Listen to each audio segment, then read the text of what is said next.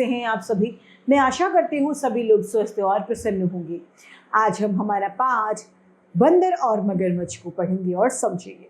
आइए शुरू करते हैं इस पाठ को। ये है पाठ 4, बंदर और मगर। एक मगर दंडक वन के एक बड़े तालाब में अपने परिवार के साथ रहता था। मगर यानी मगरमच्छ, क्रोकोडाइल।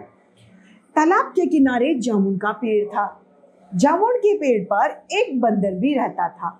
उसका नाम मिंकू था। बंदर का नाम क्या था? मिंकू। उस पेड़ के जामुन बहुत मीठे थे। जब जामुन के पेड़ पर फल लगते तो बंदर स्वयं यानी खुद मीठे जामुन खाता और मगरमच्छ को भी मीठे मीठे जामुन तोड़ के खिलाता था।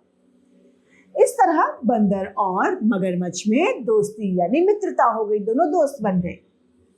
एक दिन मगर घर गया और उसने कुछ जामुन अपनी पत्नी को भी खिलाए, मतलब खुद भी खाए और अपनी पत्नी को भी खिलाए।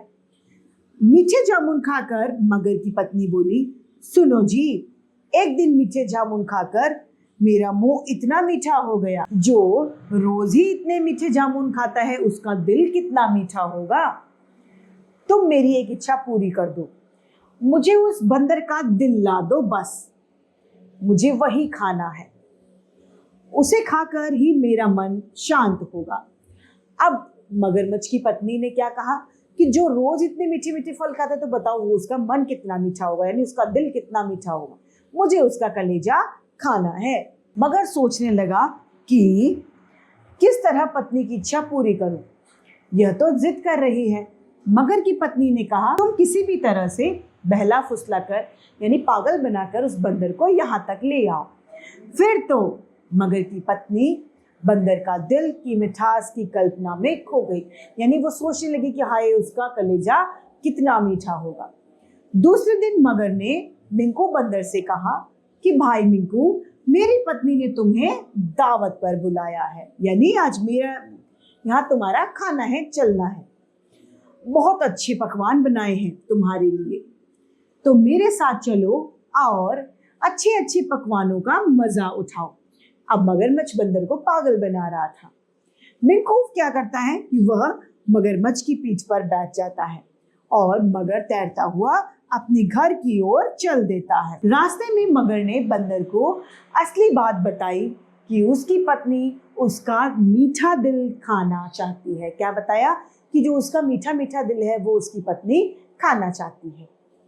मिंकू बंदर मगर की चालाकी समझ गया। अब उसे पता चल गया था कि ये मगरमच्छ मुझे पागल बनाकर घर ले जाना चाहता है। उसने मगर से कहा, दोस्त यानी मित्र, तुमने तो गलती कर दी। तुम्हें यह बात वही बतानी चाहिए थी कि तुम्हारी पत्नी मेरा कलेजा खाना चाहती है। मैं तो अपना दिल पेड़ पर ही छोड़ आया हूं। अब मैं तुम्हारी पत्नी को क्या दूंगा। चलो वापस चलो, भाभी के लिए अपना दिल पेड़ से ले आओ। मगर वापस किनारे की ओर तैरने लगा, यानी जहां पर बंदर का घर था वहां पर वो मगरमच्छ वापस चल दिया। पेड़ के पास पहुंचते ही बंदर उछलकर पेड़ पर चढ़ गया। उसने मगरमच्छ से कहा, मूर्ख, पेड़ पर भी कोई दिल रखता है? टाटा, अब कभी नहीं मिलेंगे। तो क्या हुआ? इस कहानी से हमें क्या सीख मिली कि बंदर ने अपने दिमाग के हिसाब से अपनी जान बचाई। और दूसरी बात, हमें किसी भी मित्र से मित्रता करने से पहले उसके बारे में संपूर्ण जानकारी प्राप्त करनी चाहिए, वो हमारे दोस्त बनने योग्य है या फिर नहीं। इस कहानी से हमें शिक्षा मिलती है कि विपत्ति के समय समझदारी यानी बुद्धि से काम करना चाहिए। आइए पाठ की समाप्ति पर इसके शब्दार्थ को जान लें। कल्पना अर्थात मन की सोच, बहलाना फुसलाना अर्थात धोखा देकर, चालाकी अर्थात चतुराई, मगर अर्थात मगरमच्छ, दावत अर्थात भोज, मूर्ख अर्थात बेवकूफ या पागल।